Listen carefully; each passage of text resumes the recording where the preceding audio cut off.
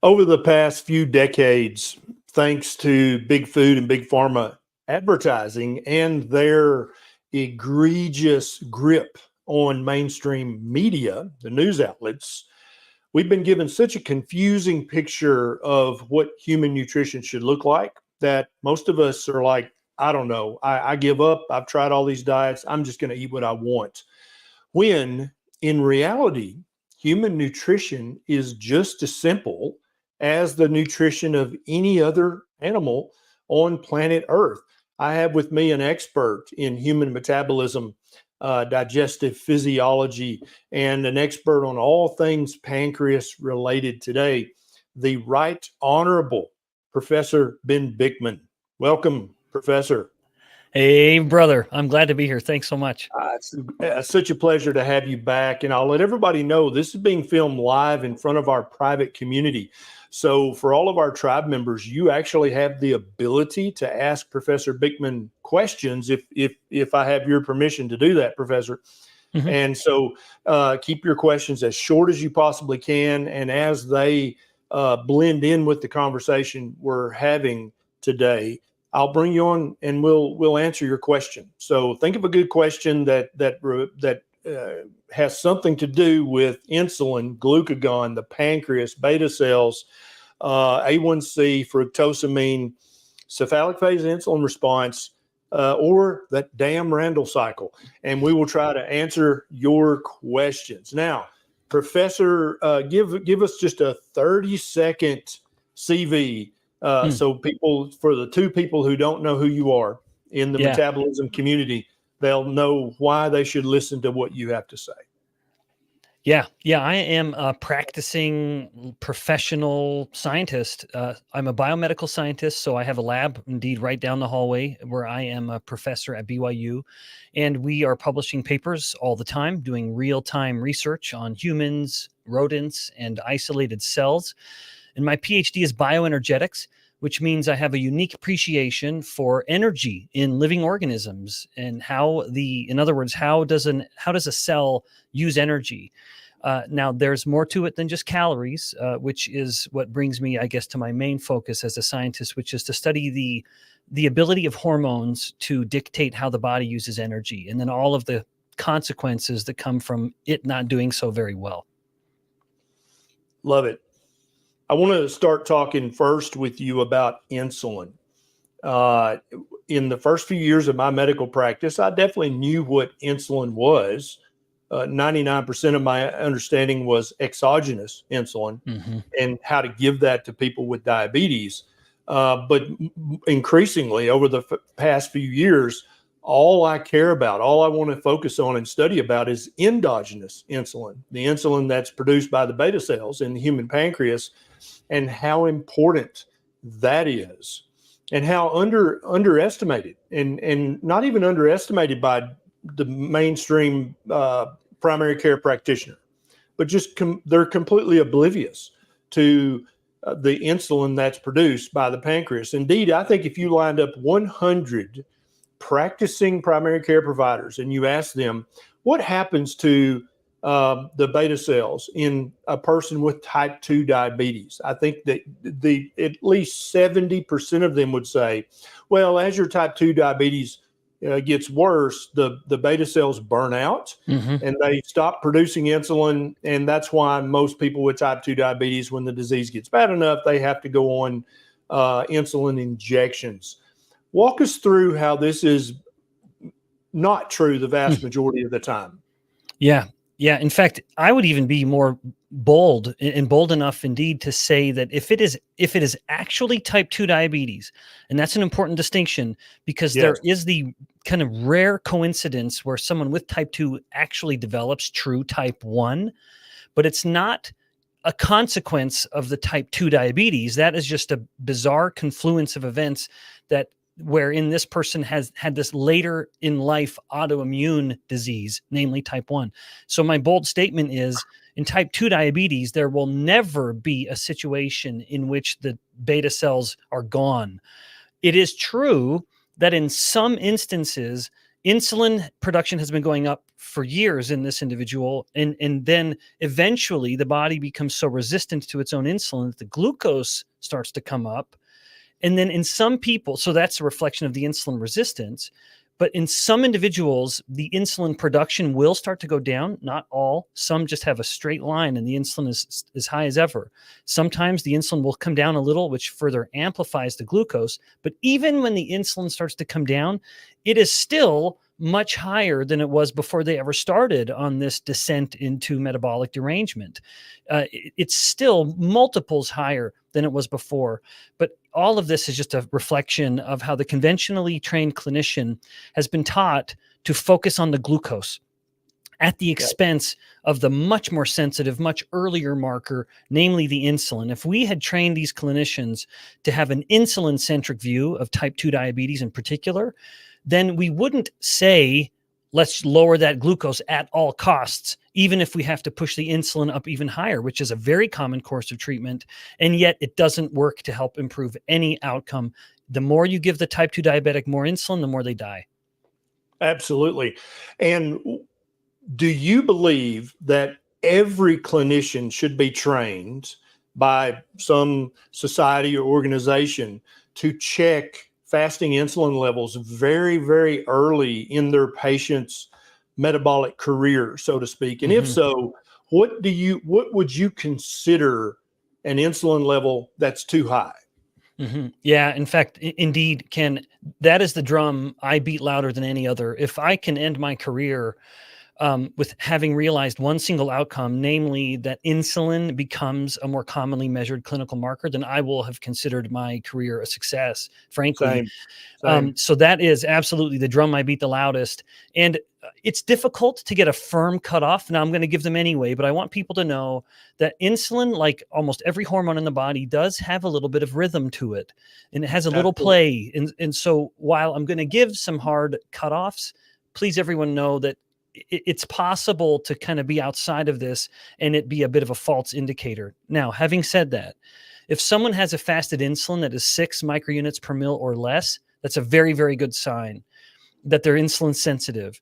If someone has fasting insulin that goes from 7 to about the mid-teens, let's say 7 to 17, just to kind of create a nice range there, that's a possible problem. Now, I emphasize possible because it is possible that someone comes in and gets a fasted insulin measurement and it's at 11. But that just happened to be the high point in their natural little rhythm. And in fact, in most of the time, they're down around 3 or 4. So that's why I say that's a bit of a warning range. But then if it's high teens into the 20s, that's generally going outside the natural oscillation of insulin, and then the score starts to get a little compromised. Now, please pardon the shameless plug. In my newest book, How Not to Get Sick, that's this book right here, I actually give a bunch of clinical tests and have people create a bit of an amalgamation of all of these numbers to really come to a firm understanding of their own insulin resistance. But fasting insulin is the first one I talk about because it is the one that I think is the most overlooked for the value that it provides. Oh, I totally agree. And, LabCorp and Quest, the two largest diagnostic labs in the United States, both have any fasting insulin that's less than 25. They consider that normal currently. Isn't that remarkable? And to me, that's severe hyperinsulinemia. If you're fasting insulin, that's just further evidence that the average American, because those blood cutoffs, those ranges are provided based on kind of national averages. Yes. That to me is just further evidence of the problem that the average American is so insulin resistant that we think anything up to the mid-20s is normal. That's not normal. I totally agree. Let's talk about A1C. If I ask that same 100 physicians, you've got a 40-year-old patient who's slightly overweight, their blood pressure's a little high, but their fasting blood glucose is normal or just a tiny bit elevated. Should you check an A1C in that patient? I think that at least 40, if not 50% of those primary care providers would say, I don't think it's worth the money. Let's talk about the A1C test, what it checks, what can falsely elevate or falsely decrease it, and is there another test that we should be considering if your A1C seems to be falsely high?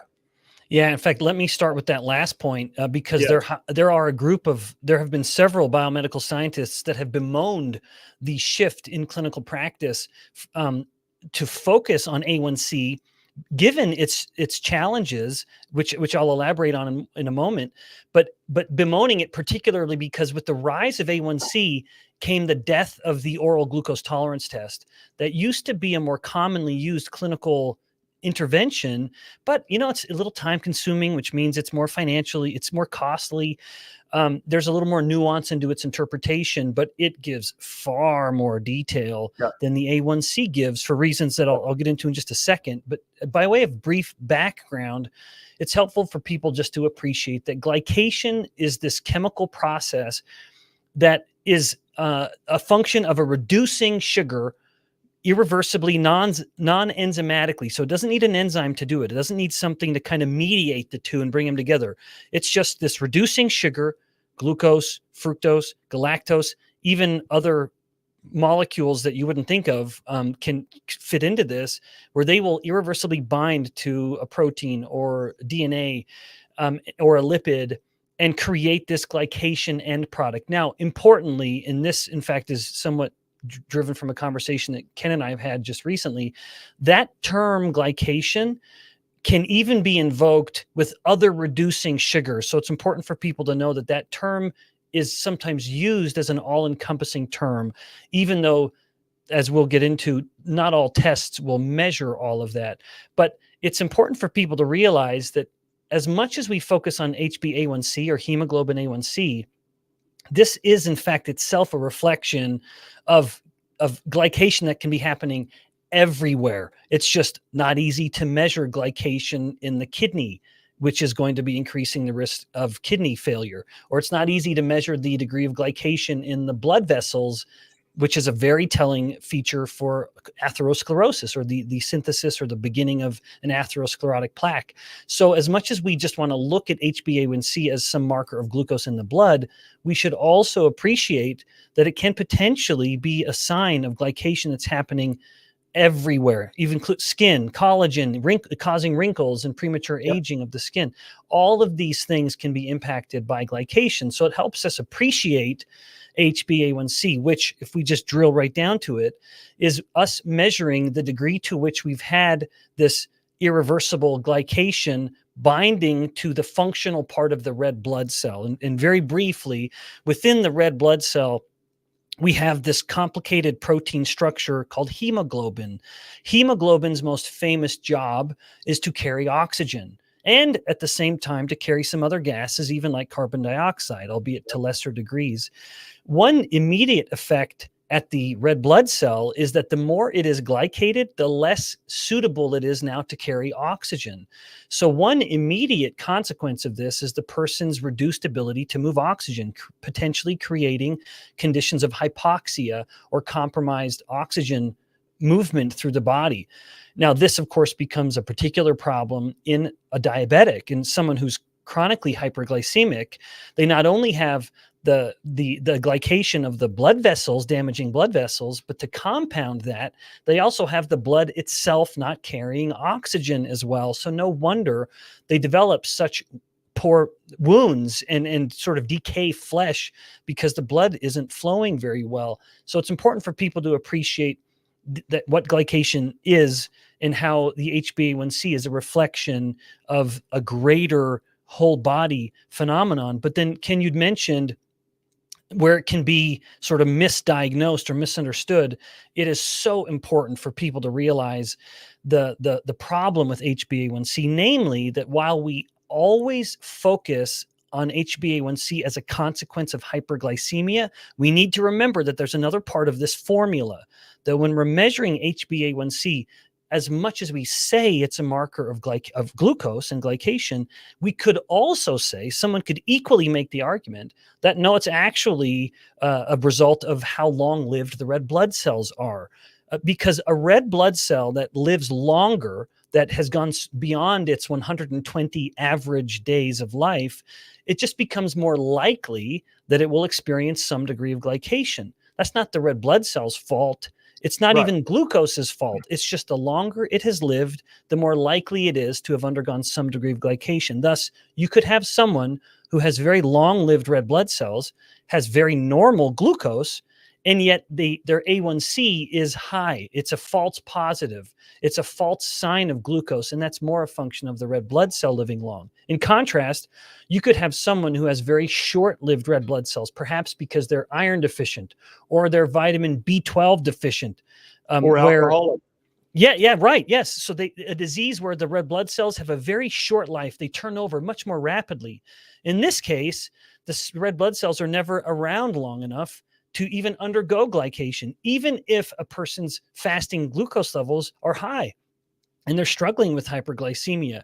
So in this case, it's a false negative where the A1C looks normal, but in fact, there is a glucose problem. It's just that the fragility of that person's red blood cells mask it. You don't see it. So people, we have to appreciate that while A1C has value, while it can be a sign of glycation occurring elsewhere in the body, it also can't be taken as the gospel truth where it is the end all marker of metabolic health. Like you started the conversation with, we have become so obsessed with A1C that we refuse to acknowledge its flaws.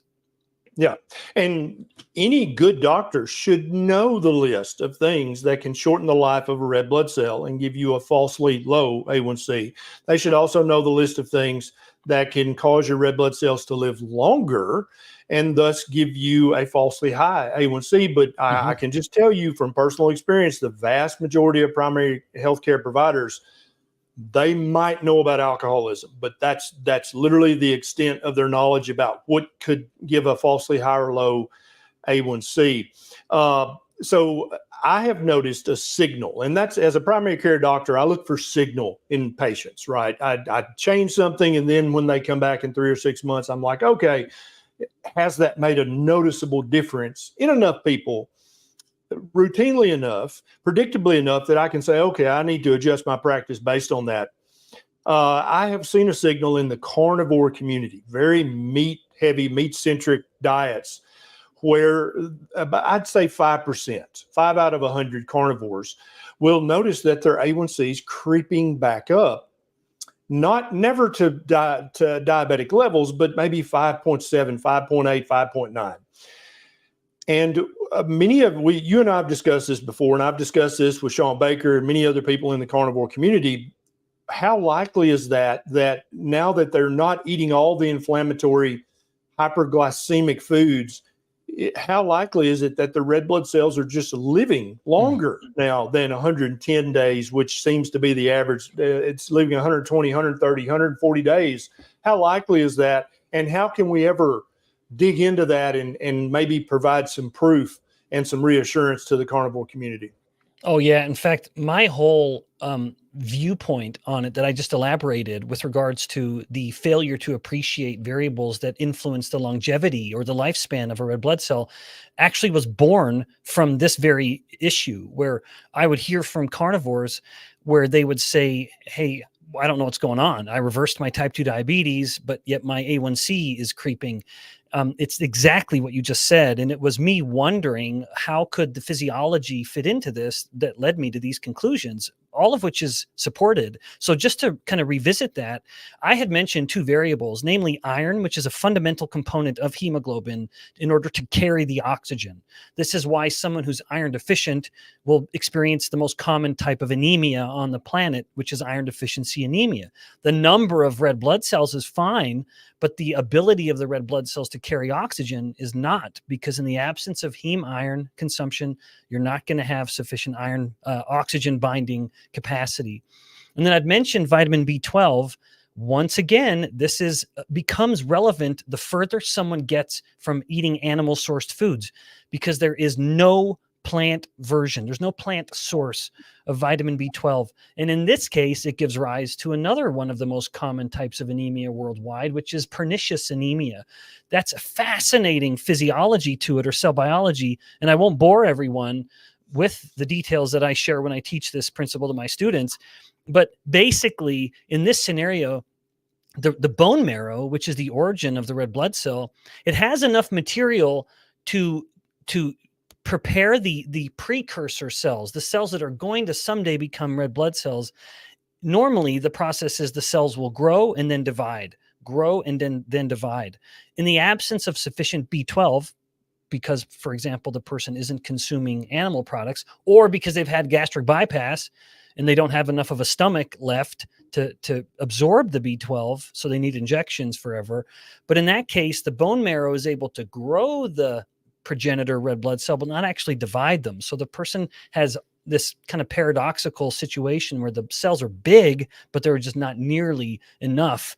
And so in this case, once again, the person they have the risk of having so few red blood cells that it can give, a sort of mistaken number here with A1C. Then my last point would be the fluidity, the ability of the red blood cell to be as dynamic as it needs to be. The red blood cell is very unique among all cells in the body in that while it has very little by way of internal structure that enables it to slip through incredibly tight spaces, to move in and out of sinuses and capillaries. And to do that, it needs to be very pliable and squishy. Well, the more omega-3 fats you're eating, the more those fats get enriched in the membrane of the cell, allowing it to have a higher fluidity, to give it a little bit of squish and making it so that it can fit through spaces without shattering, as opposed to other fats that start to get enriched in that membrane, which can make it a little more rigid. So for these three reasons, in addition to several others, the more a person is changing the diet to be, to quote you, a proper human diet focused on animal source foods, the more those red blood cells are likely to be more robust, a little hardier, longer lived, and thus increasing the potential of the individual having an artificially inflated A1C. And in people like that, in the 5% of carnivores that I'm seeing, I don't know if you're seeing a different percentage, but if they have an A1C that's a little bit elevated and they're like, what's going on here? The test I recommend is a fructosamine test. I used to recommend a glycated albumin, but LabCorp and Quest both stopped offering that test. But the fructosamine, even though fructo is in the name, it checks only for glucose glycation. It looks for the glucose lysine bond, I think is what it actually looks for. And invariably, every time a carnivore gets a fructosamine checked, it's within normal limits. So verifying that they are not overly glycating. It's just that their red blood cells almost certainly are living longer because of their healthier diet. And I want to dig into that a little bit. To my knowledge, there is no commercially available test that a doctor can order that checks for fructation or fructose glycation. And this concerns me because there are many doctors out there who are recommending to their patients eat lots of fruits and vegetables. And you know what the patient's going to focus on, the one that tastes better and the one that they don't hate, which is fruit. And so they wind up living on fruit juice smoothies. But when you check an A1C, you don't see reflected that fructose glycation. And I want to reiterate a point you said earlier, which is super important, because a lot of people, if you're not a doctor or a PhD, you just think, oh, well, glucose just glycates hemoglobin, right, in the red blood cell. That's what it does. That's the bad thing that it does. But Professor Bikman is very clear. It glycates every cell in your body, the cells in the nephron of the kidney, the cells in your heart, your cardiomyocytes. Literally every cell in your body is also being glycated. We just use the glycation of the hemoglobin molecule, the A1C, as a proxy marker for all this other dangerous glycation that's going on in the human body. Do you know of a test that a doctor can order? Because I don't know of one that checks for fructose glycation, or even when it comes to drinking milk, galactose glycation, because I do not know of a test. No, I don't either. In fact, this was something that, as you and I have communicated, you opened my eyes to this. So we know that fructose is much more reactive than glucose, which makes this part of the conversation all the more relevant. As much as we focus on glucose, and rightly so, fructose is known to elicit these reactive reactions, that's a little redundant. These glycation reactions, again, that being a broad term to refer to any reducing sugar binding irreversibly these molecules, it's 7 times more than glucose. So to say that again, because it was a bit awkwardly delivered, fructose can induce glycation 7 times more readily than glucose can. And thus, I think it is much more relevant, but no, all the more tragic. This fact is made all the more tragic. This is a non-enzymatic glycation. Does not require an enzyme. This is not a pathway. This is just a function of basically how much fructose is in your bloodstream. The higher the level, the more the glycation is going to be. Is that correct? And there's no clinical test to answer the question. No, unfortunately, there's no way to do it. So basically, people who are living on fruit juice smoothies are eating hundreds of grams of carbohydrates in fruit or fruit juice per day. There's currently all healthcare providers are blind to the fructose glycation. You cannot detect it. Yeah, that's right. In fact, I would say, Ken, at the risk, just to give some answer, if perhaps the closest a person could come to understanding their fructation or the degree of fructose-induced glycation, it would probably be uric acid, just as a surrogate marker, because uric acid just runs so tightly with fructose metabolism, which itself, of course, is a product of fructose consumption. So, yeah, probably the closest we can get is getting a uric acid marker.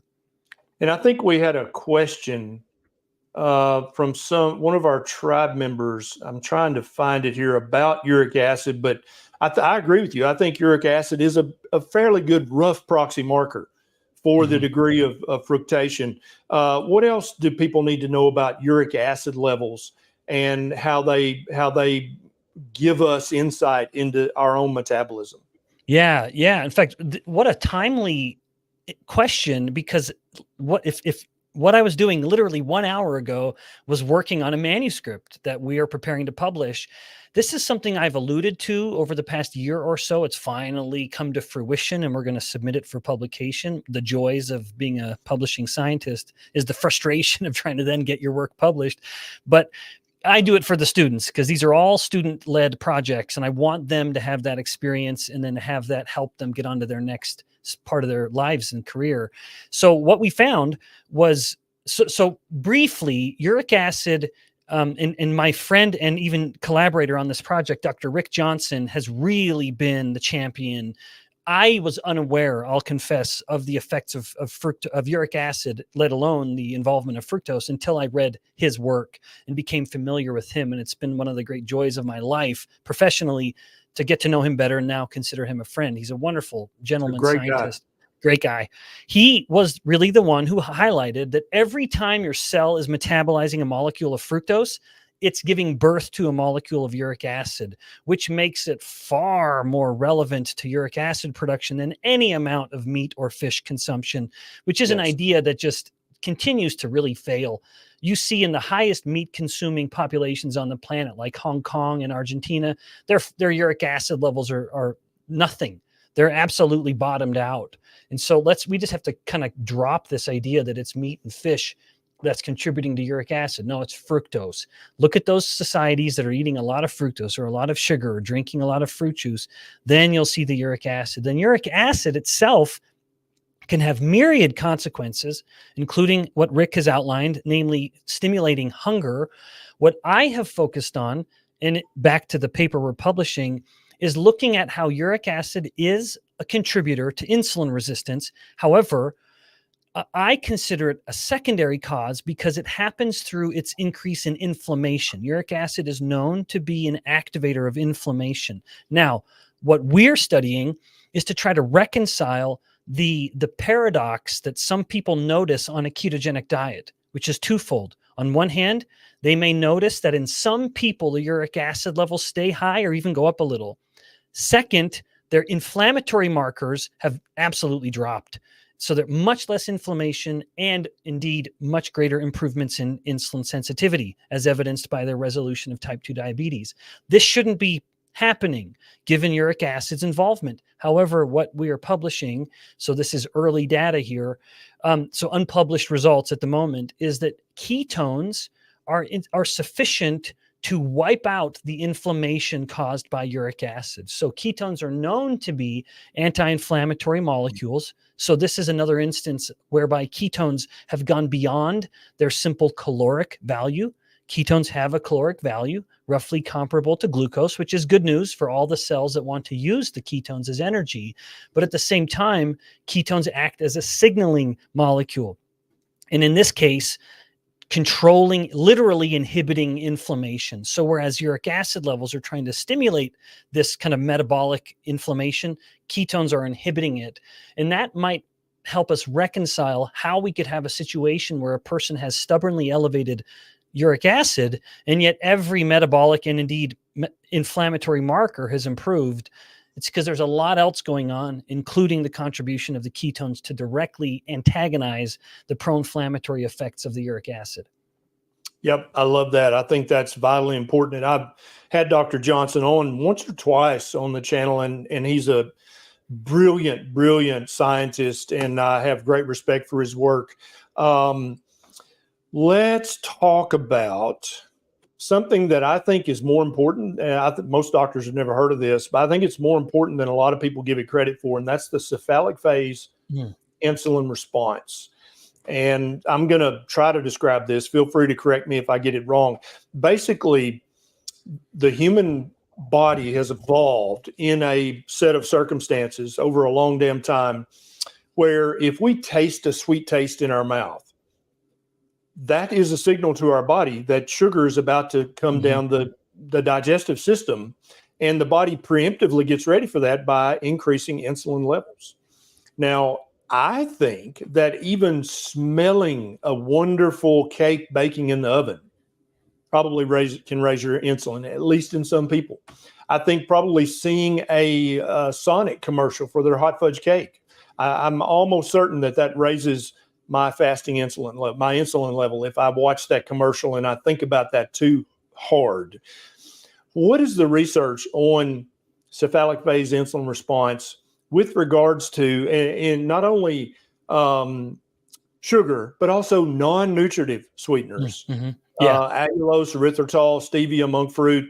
Do you think there's an insulin response to using these sweeteners? Is it a big enough response for people to care about? Does the normal distribution curve in human physiology apply? In other words, do some people need to worry about it? Other people maybe not. Yeah. Well, I hate to take the diplomatic route for fear that someone accuses me of just being a bit of a wuss, but my default answer is the latter, what you just said, which is I feel very strongly that there is not a uniform response. And I'm comfortable stating that, not only because of people's experiences, the anecdotal reports, which as a scientist, I have to take very, very lightly or loosely, but also the scientific evidence showing that you can alter, at least in animal studies, you can alter an animal's insulin response to a sweetener by altering its microbiome. And so it is likely. So I do have some justification in saying it probably depends on the individual. Now, you mentioned a couple interesting points. So the cephalic phase is this state or this idea that you can elicit insulin secretion in the absence of actually consuming something before it even ever hits your bloodstream. The original research touched on this by looking at the degree to which the moment you're tasting it, which is what you'd alluded to. Right. But then you also touched on, indeed, this is supported by evidence, even smelling certain foods will elicit this gastric and then phase and insulin secretion. I've not seen the evidence on seeing food, but it's entirely possible. It makes sense to me. If smelling it, if tasting it, then why not seeing it? This other sense that is inextricably linked to the eating centers of our brain. It makes sense to me that it would also play into it. And I wouldn't be surprised at all that within seconds, I could probably find multiple studies to support it. So all of that would fall under the umbrella of the cephalic phase. Now, I know this is going to be a sensitive topic. My general takeaway is some people respond poorly to sugar substitutes. Everyone, I would say, responds poorly to sugar. As much as I'm amused when people want to really start vilifying sweeteners. And then I say, well, why aren't you vilifying sugar? They'll say this study in rats gave aspartame, they cause cancer. Yeah, but if you gave them that much sugar, they would have not only had cancer, but also diabetes and kidney failure and blindness and everything else. So Yes. maybe in the grand scheme of things, it's not so bad. But we need to appreciate the limitations of those animal studies, of course, which are significant. My general takeaway is most of the sugar substitutes are going to be better than sugar itself. The At least degree, less bad. that's right. That's right. Yeah. And then when we start to map them all out or put them on a spectrum, it's enormously variable. Where on one hand, you have the sugar alcohols, which tend to have a pretty robust or at least a significant increase in insulin. And not all of them, though. Erythritol appears to not, but then others like xylitol kind of does, maltitol, mannitol does have an insulin effect. Aspartame has little to no effect, although it might amplify an insulin effect if it's consumed with starches and sugars. So that's an important consideration. Some of these will have no insulin secretion on their own, but will amplify insulin secretion if it's being consumed at the same time the blood is getting loaded with actual glucose. And then on the other hand, we just published a paper and we're doing a human trial now on allulose, a rare sugar. So it doesn't quite fit into the sweetener categories, which in our evidence with the animals, we already published no insulin response whatsoever. And in the humans, we've had about 5 humans come through. Early data also suggests no insulin response. Now, having said all of this, I do think a person should pay attention to how they behave after they've consumed this sugar substitute. That's probably a decent surrogate for whether you are experiencing a cephalic phase or any phase of insulin secretion. Because if you consume this and then it triggers hunger that is causing this kind of starchy, sugary craving behavior, you probably did have an insulin bump, which is now causing a hypoglycemic bump. And when the body gets hypoglycemic, it wants to correct that hypoglycemia and it will drive you to want to consume starches and sugars to try to correct what it perceives to be a little bit of a bump. So as unscientific of an answer as that is, if a person, if there's someone listening and they drink a Diet Coke and it absolutely just satisfies them and doesn't lead to any other eating or drinking behavior to try to fill that glucose gap, then I would say that's a person who's likely not experiencing a cephalic phase insulin secretion and can enjoy that as a treat. However, if someone does this, and maybe you need a CGM to really know what's going on, sometimes you can't rely on your own behavior because, as my old dad taught me so well so many years ago, humans are great self-deceivers. So it's hard to be honest with ourselves. 100%. Yes. Yeah. So if you can see on your CGM or you notice that you start to crave stuff, then I would say that is something you need to start weaning yourself off of. Totally agree. Here's the question. Jerry re-asked it. She's one of our tribe members. It was my uric acid question. Maybe we can talk about allulose. So this is relevant to what we're talking about here and how it can affect uric acid. It seems to lower Jerry's uric acid level when she uses allulose. Yeah. So what do you think about that?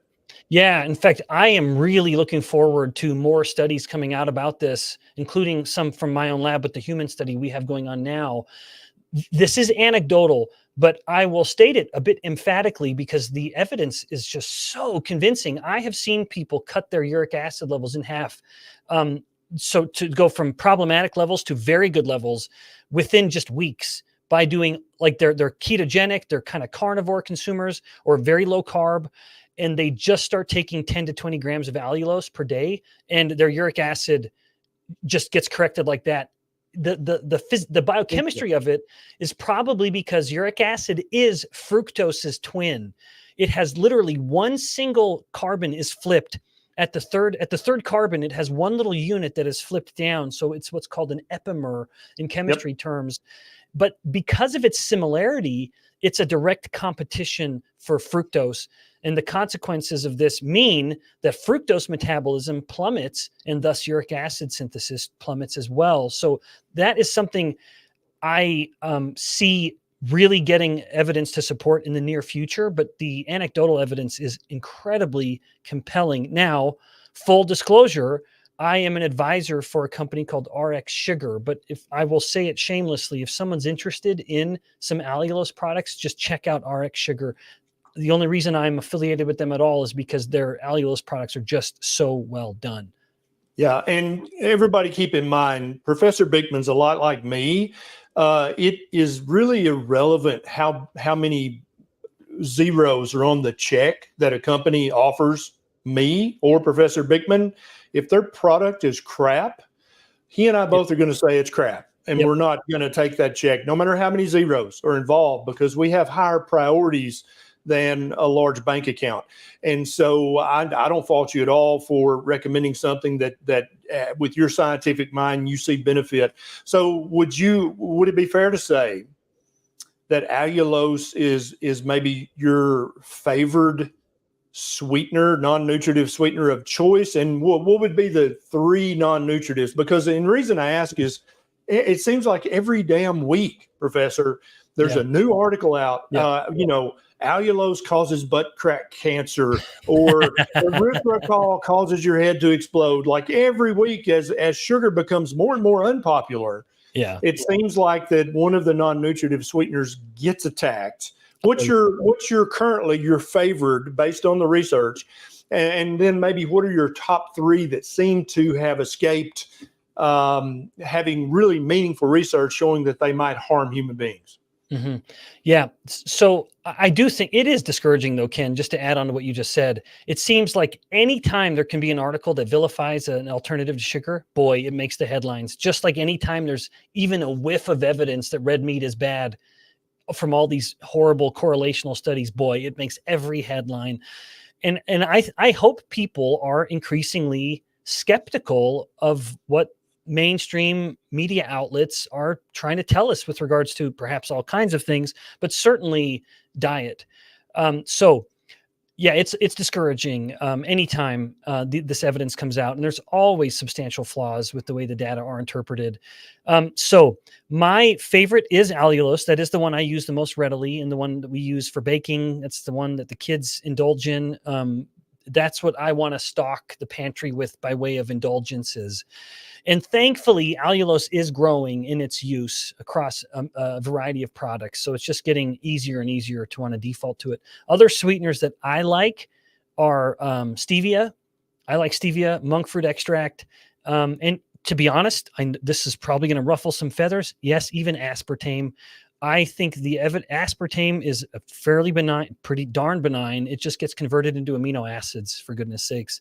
Unless someone has a known genetic defect in the ability to metabolize aspartame, which is tested for at birth, then I don't believe there's any reason to be worried about it. Now, on the other end, the ones that I'm the most wary of are probably some of those sugar alcohols that I mentioned early on.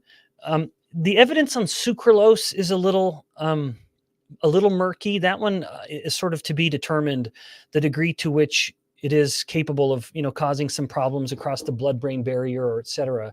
But until that is really settled on, the jury's out there. But in the meantime, I'd really point a finger and try to avoid some of those sugar alcohols. Yeah.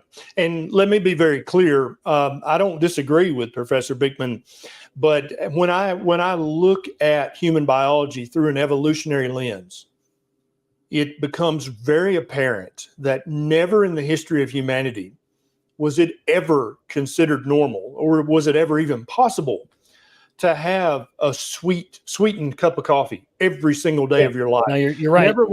Never was it possible to have a dessert after every meal. That is a very, very modern innovation. I would say denovation. Is that a word? The opposite of innovation. Yeah. I fear that there are ramifications and repercussions from people being trained by basically mainstream media to think, oh, I need sweetener in every cup of coffee. I need something sweet with every meal, regardless of what it's sweetened with. And so I would just caution everybody. Biology is important. It matters. Mm-hmm. It's literally what the rules that you're built by. Don't discount that for 99.999% of human existence, you would have something sweet in your mouth for a few weeks each year, and that was it. Yep. Do you agree with that? Oh, I overall? do. I do. I do. I absolutely think that we need to be mindful of behaviors where we are leading ourselves into constantly into, I guess, a form of disordered eating where we feel like we have to, it's a reward always at every moment, especially as a parent, where everything has to end with something sweet. That's not, I just don't think that's the case. Now, Ken, if you'll allow me, someone in my community asked about the study that showed erythritol in blood clotting. That was a study, of course, that made headlines about 6 to 8 months ago. Right. The Yeah, great, please. the great flaw with that study, while it was human, they found that people with higher erythritol levels in their blood had higher risk of blood clots. One of the great problems with that study was the absolute failure to acknowledge that erythritol is actually a molecule that can be endogenously made. So our own bodies can actually make erythritol from glucose. Yep. And so one of the great confounding variables in that study, and boy, did it make headlines, is the fact that people with hyperglycemia or even type 2 diabetes, which is the greatest risk of heart disease, that's the greatest contributor to heart disease, type 2 diabetes, that's a huge confounding variable, that these people who are hyperglycemic probably have a lot of other things going on, including insulin resistance. And while erythritol was positively correlated, we have to remember that in that study, the great flaw was that it could not prove causality. It's just another instance of correlational evidence being mistaken as causality. And again, in this case, to really put a fine point on it, chronically elevated glucose will start to get converted into erythritol. That's not the only molecule, by the way. Even sorbitol, there are a handful of molecules that are created by elevated levels of glucose, thus creating, as I've stated already, a pretty huge confounding variable in that study. Yeah. My next question might be a little sensitive. It might upset some folks. And so I want you guys to all know that we have these conversations to try to help expand your paradigm of thinking about the world. We're not trying to convert anybody to anything. I was raised a very devout, conservative Church of Christ family. That's how I was raised. Mm-hmm. The very word evolution was anathema. Like it would get you banned from the dinner table. Mm-hmm. When I was growing up, okay, to even discuss that, it was not Overton's window had no leeway for that word when I was growing up. But the more deeply I've delved into medicine, nutrition, science, I've come to believe the statement that really you can't really understand anything in human physiology, human nutrition, unless you look at it through an evolutionary biology lens. Do you agree with that statement? And if so, how do you reconcile? Because you're like me, we're both devout in our belief of a divine creator. I don't think either of us have any doubt whatsoever about that being the truth of the matter. How can we hold these fervent, deep religious beliefs, but yet say the common sense truth that you have to look at evolutionary biology if you're going to understand any of this physiology? Yeah. Let me just say, what a fun question. This isn't something I normally get to talk about, but as much as people, It's very important. Don't you agree? I hope so. I hope it's important. I hope this is something people think about. In fact, if you'll allow me for saying, I think one of the problems, certainly within the United States and maybe the Western world in general, is our forsaking of religion and the community and the morals that come with that, regardless of your religious tradition. So I do think it's important, and I'm happy to talk about it. It is something I've thought a lot about because I am a scientist. I am a very religious, devout member of my church and Christian, but I'm also a professor at a religious university. And so this actually is something at BYU has decades ago was a really big issue where it was really debated. Is this a principle we're teaching or not? Now it's very readily taught. Now, having said that, my own thoughts, if everyone allow me just to really be personal here, and you've opened up the ability for us to do that. I think, to me, evolution is a principle that I believe is real. Now, first and foremost, let me just say, we're getting into a realm where there are no firm answers, which is uncomfortable for a cell biologist because I like to be able to do X and see that it leads to Y and Z. I can directly intervene in the human or the rodent or the cell. And so I know exactly that what I just did caused this outcome. With evolution versus creation, we truly cannot know.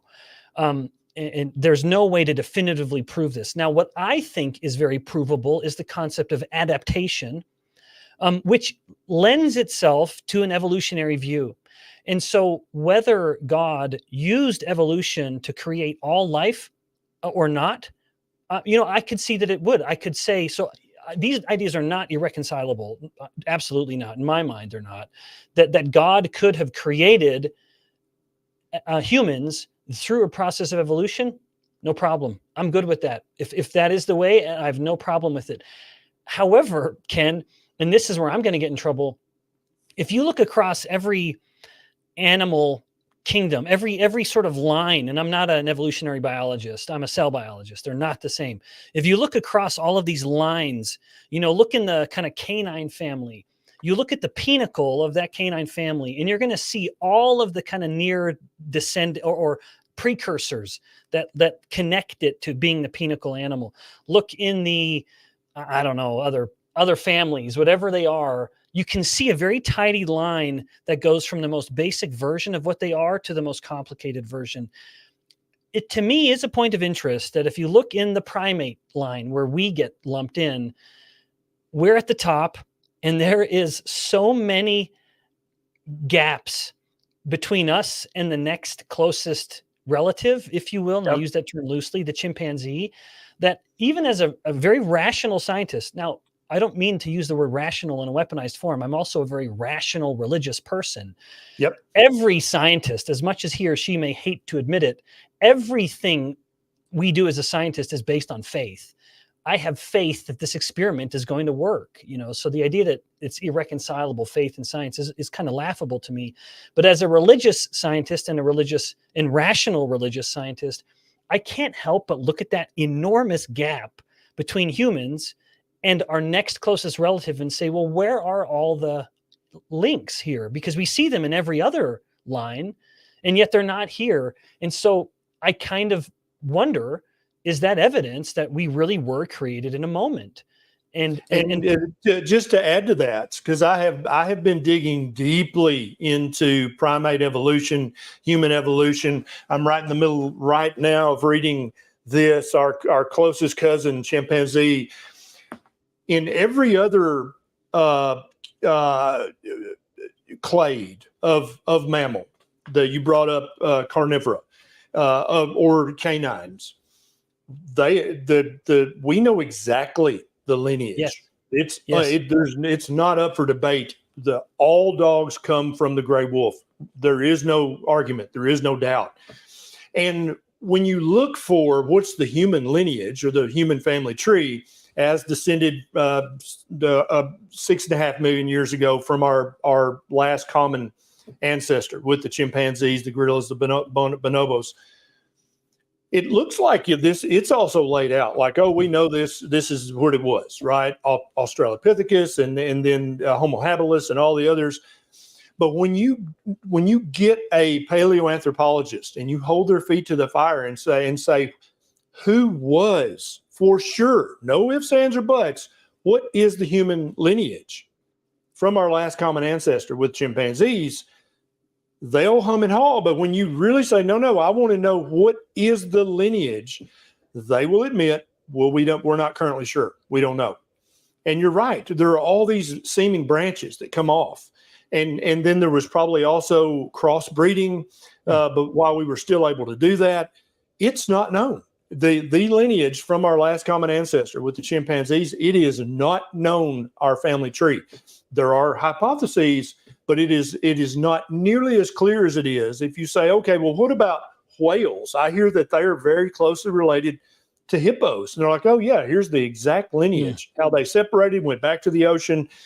But that we do not have that degree of certainty with the human ancestors. And I think that may speak to the point that you were making. Yeah. In fact, maybe, Ken, if I were to sum up my sentiment on it, I'm open-minded to any of these ideas, but I wish other people were too. I wish that when Yeah. we talked about evolution, people should appropriately use the word theory and even use the word believe. And these are terms scientists don't like, and yet you cannot speak about human evolution too authoritatively because there are so many. It's all unknown. And so I think that scientists nowadays, it is so unforgivable to be humble or meek. How tragic, that the scientists should be among the most humble people, because Yes. we should at any moment be prepared to reject our entire career and everything we've ever published if the data refutes it. What a humbling thing. And so as much as we scientists are supposed to be seekers of truth, which is what we are in our purest sense, we should talk about this thing as using words that are uncomfortable to us, like, I believe in the theory of evolution, because we cannot state it as fact. There's nothing to prove that it's absolute fact. Now, I'm not saying it's wrong. I'm not, but it does mean we should be careful in our language and emphasize that it's a theory. Yep. First and foremost, no one can debate that. But the moment you're talking theory, you have to start using softer language. You could say, I know it's a theory, but you cannot say, I know humans evolved. No one can state that. That is an erroneous statement. Currently, I totally agree. Now, let's talk about a subject that is not quite as contentious as evolution and where humans came from, but it's quite contentious in the keto and carnivore community, and that is the damn Randle cycle. You published a short video recently, which I thought was very clear and very helpful for people because the Randle cycle is being talked about more and more, even though it's quite obscure and there's not a lot of research really laying this out and showing long-term, like, yes, this is more than just a hypothesis. This is something that really, really matters. Give us your take on the Randle cycle. How important is it really for somebody following a proper human diet, low carb, keto, ketovore, carnivore? And is this something that we should think about and explore more? Is more research needed? What should we think about the Randle cycle? Yeah. So Philip Randle, he'd just be turning in his grave. I bet he's just laughing at everyone who's invoking this idea that I think he was pretty casual to put together. So to answer one of your questions directly, to what degree do we need to be worried about it? Laughably irrelevant. This is an academic idea. And as happens too often, academic ideas need to be challenged as to their relevance in the real world. In other words, to what degree should this idea leave the ivory tower and be turned into practical applications in the real world? This is one of those where it is an interesting feature of biochemistry, no doubt. But it is also so intuitive that if a cell, like, imagine, is this analogy going to work? Imagine a hybrid engine that has two fuel sources. Our family car is a Toyota hybrid van. We love it. Incredible car. I wish it had a little more clearance because we're in Utah and we go skiing all the time, but incredible car. I love the hybrid aspect to the engine, where if we need an immediate rapid burst of power, the engine's going to rely on battery. It's going to go electric. But when we're just cruising down the freeway at 80 miles an hour, hey, that gas powered engine is far better. So that is reflective of a cell with a mitochondria, everything but the red blood cell. It has the ability to choose fuel. Mind you, far more than just two fuel sources. And so it's no surprise then that if the cell has an abundance of one of those fuel sources, but not another, well, then it's going to just burn more of that other one that it has more of available to it. It's so intuitive that it is, I hate to say it, a little laughable that people get so worked up about this Randle cycle, the glucose fatty acid cycle. But at the same time, to maybe just put one last comment here about it, it's that we cannot assume that the cell will behave rational with regards to what it has access to, because it's hormones like insulin that dictate what the cell does with energy. Even Dr. Randle knew this, that if a cell has equal access to fats and glucose, it's the presence or absence of insulin that will dictate which fuel is getting used. So even back to the hormone. Back to the hormones, that hormones, especially insulin, tell a cell what to do with the energy that it has. And then the most obvious application of this, and when I elaborated on in my metabolic classroom episode, is looking at a type 1 diabetic.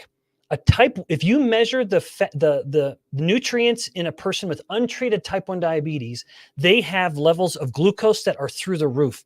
They have levels of fats that are through the roof. Their free fatty acids are astronomically high. So we have a perfect situation where both of those are elevated. And guess which one they're using? They're only using the fat. Because if insulin is low, the cell is fat burning, even though it has abundant 10 times more glucose than it should have around it. It has access to, and it's still not using the glucose. That is a direct refutation of the idea that it's just a matter of balancing out which one the cell has access to. In contrast, the moment you give that type 1 diabetic a proper dose of insulin, immediately the reliance on fat is turned off. The reliance on glucose is immediately maxed out. Thus, it is the hormone insulin especially that dictates which part of that Randle cycle, or which fuel, to really put a fine point on it, the cell is relying on. So the Randle cycle is an interesting academic thought experiment, and it has a very intuitive aspect to it as well. But the more we try to then separate that out from hormones like insulin, we're not only spitting on the work of Dr. Randle himself, but we're also just ignoring fundamental biochemistry and cell biology. That seems very well explained and fairly self-evident.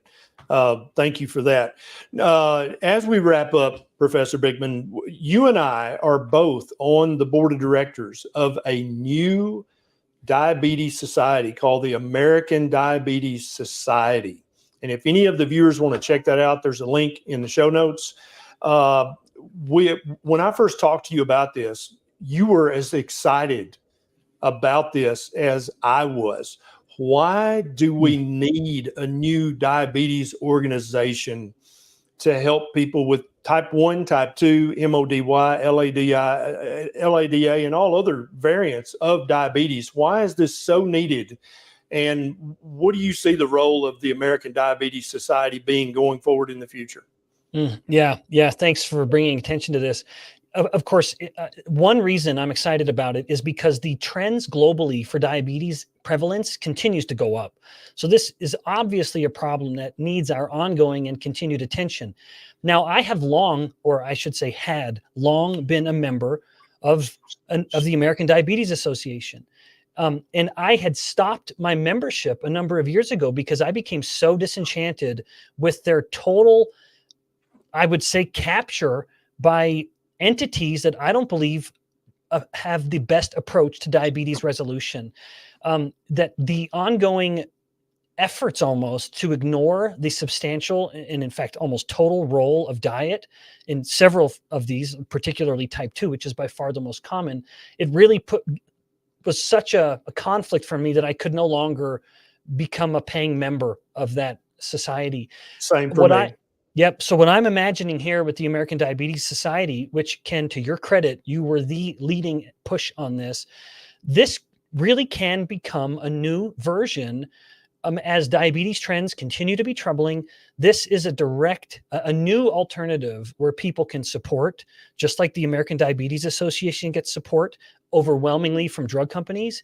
We have the ability to start fresh and to stay clean, where there's no conflict, but even getting to the point where, just like the American Diabetes Association has an annual meeting where they invite scientists from all over the world to come and present their data, the ADS can get there too. Just like the ADA funds diabetes-related research projects, the ADS can get there as well. So this is something that really does have a tremendous potential, and it's off to a great start to start changing the conversation at almost a national level with regards to how we are looking at diabetes problems and then ultimately how we're treating them.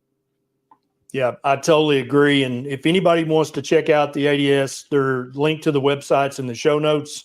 The ADS now has a Twitter or X account, an Instagram account, a TikTok account, and a Facebook page.